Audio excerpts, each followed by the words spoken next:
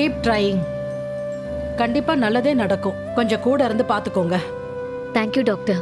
Okay, take care. நான் போயிட்டு வரேன். ம்.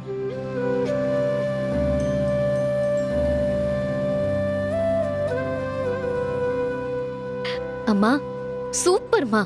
கூடிய சீக்கிரமே உனக்கு எல்லாமே ஞாபகம் வரப்போகுது. நீ பழைய மாதிரி கம்பீரமா எழுந்து நடக்க போற.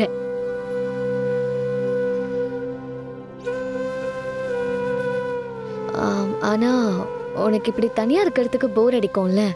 இப்போ உன்னை வெளியில கூட்டிட்டு போகவும் முடியாது. சரி, டிவி பார்க்கலாமா?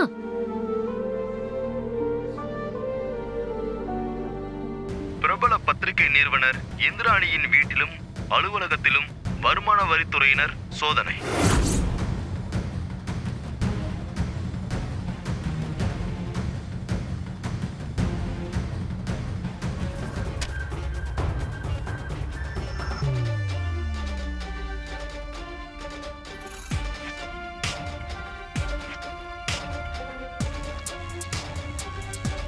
சார், இப்போவாவது நீங்க எதுக்காக சர்ச் பண்ணிட்டு இருக்கீங்கன்னு சொல்றீங்களா? கொஞ்சம் வெயிட் பண்ணுங்க மேடம். அதான் சர்ச் பண்ணிருக்கோம்ல, இது முடியட்டும். இப்போதைக்கு எதுவும் சொல்ல முடியாது. சார், நீங்க நடந்துக்கிறதே புதுசா இருக்கு சார். இதுக்கு முன்னாடியும் எங்க ஆபீஸ்க்கு இன்கம் டாக்ஸ் ரைடு வந்திருக்காங்க. ஆனா அவங்க எதுக்கு வந்திருக்கோன்னு தெளிவா ரீசன் சொல்லிட்டு தான் சர்ச் பண்ணுவாங்க.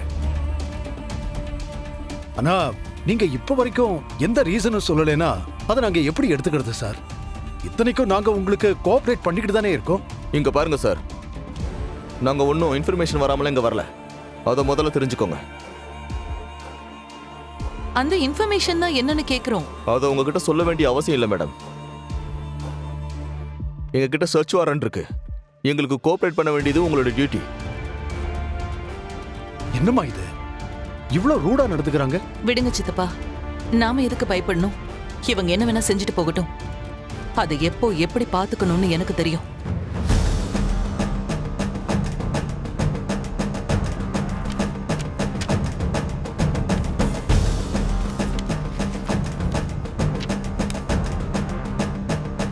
அண்ணி, வா எலி. அண்ணி என்னாச்சு அண்ணி? ஏன் திடீர்னு இன்கம் டாக்ஸ் ரைடு வந்திருக்காங்க? ஐலி, அது அக்கா இப்பதான் நியூஸ்ல பார்த்தோம். அதான் உடனே கிளம்பி வந்தோம். எல்லாரோட போனையும் வாங்கி வச்சுட்டாங்க. நீங்க உள்ள வந்தீங்கன்னா உங்க போனையும் வாங்கி வச்சிருவாங்க. என்ன நடக்குதுன்னு எங்களுக்கும் ஒண்ணும் புரியல. கேட்டாலும் எந்த பதிலும் சொல்ல மாட்டேங்கிறாங்க. சர்ச் வாரண்ட் இருக்கு, அது இதுன்னு ரூல்ஸ் பேசுறாங்க. வேற வழியே இல்ல. சர்ச்சிங் முடியற வரைக்கும் நாம அவங்களுக்கு கோஆபரேட் பண்ணி தான் ஆகணும். சரி, நாங்க இப்போதைக்கு இங்க இருந்து வர முடியாது. வீட்லயும் சர்ச் நடந்துட்டு தான் இருக்கு.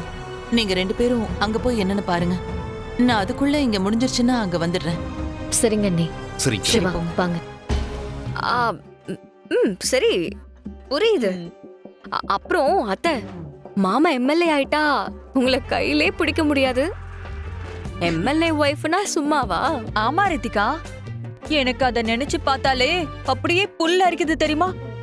உன் மாமா சைரன் வச்ச கார்ல வந்து இறங்க, நானும் அவர் கூட ஜோடியா இறங்க, எல்லாரும் எங்களுக்கு சல்யூட் அடிக்க. ஐயோ, அதெல்லாம் நடக்கும்.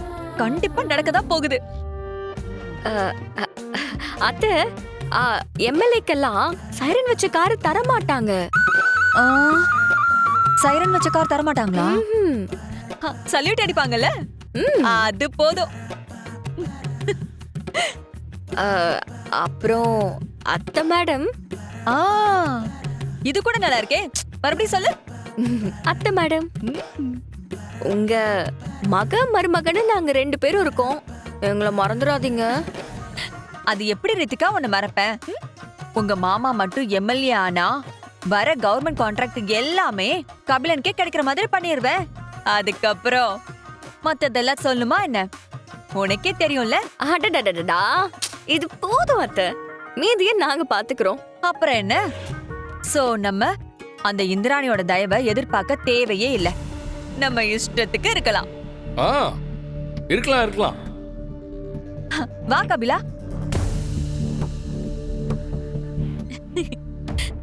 இப்பதான் நானும் ரித்திகாவும் உங்க அப்பா எலெக்ஷன்ல நின்னு ஜெயிச்சு எம்எல்ஏ ஆனதுக்கு அப்புறம் என்னெல்லாம் பண்ணலான்னு பேசிட்டு இருந்தோம். அதுக்குள்ள நீயே வந்துட்ட.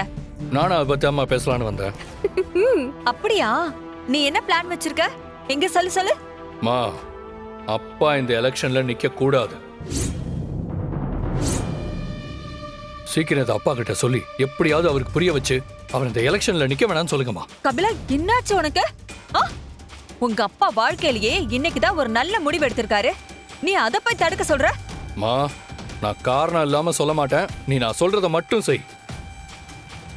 சரிங்க, நீங்க இப்படி சொல்றதுக்கு என்ன காரணம் அதையாவது சொல்லுங்க. அதெல்லாம் இப்ப சொல்ல முடியாது ரித்திகா. நேரம் வரும்போது நானே சொல்றேன். இப்போதைக்கு அப்பா எலெக்ஷன்ல நிக்க கூடாது, அவ்வளவுதான். டேய் கபிலா. ஐயோ, என்னாச்சு இவனுக்கு? இப்படி சொல்லிட்டு போறான். இந்த கபிலன் ஏன் திடீர்னு வந்து இப்படி ஒரு குண்டை தூக்கி போட்டுட்டு போறான்? என்னன்னு கேட்டாலும் அப்புறமா சொல்றேன்னு சொல்லிட்டு போறான். என்னவா இருக்கும்? ஷோ, நான் இப்ப இவர்கிட்ட என்னன்னு சொல்லி எலெக்ஷன்ல நிக்க வேணாம்னு சொல்லுவேன்.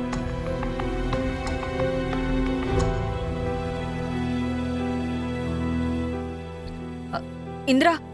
சித்தி, எங்கம்மா? கோர்ட்டுக்கு கிளம்பிட்டியா? ஆமா சித்தி. சரி, பார்த்து போயிட்டு வா. ஆ. உனக்கு நான் எதுவும் சொல்ல வேண்டிய அவசியம் இல்ல. என்ன பண்ணணும்னு உனக்கே தெரியும். செழியன் உனக்கு பண்ண அநியாயம் எதையும் மறந்துடாத இந்திரா.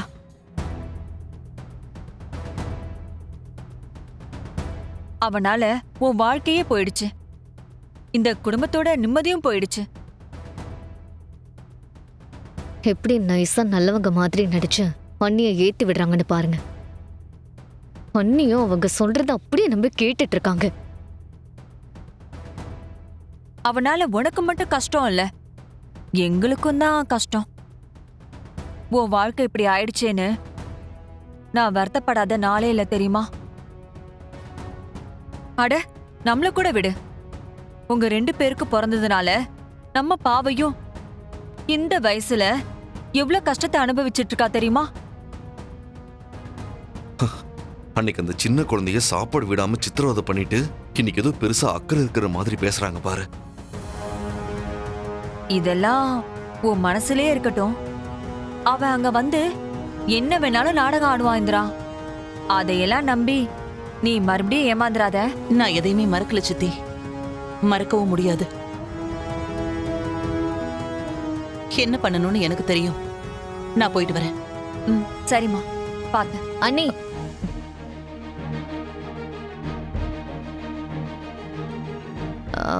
அண்ணி, நாங்களும் உங்க கூட கோர்ட்டுக்கு வரோம்.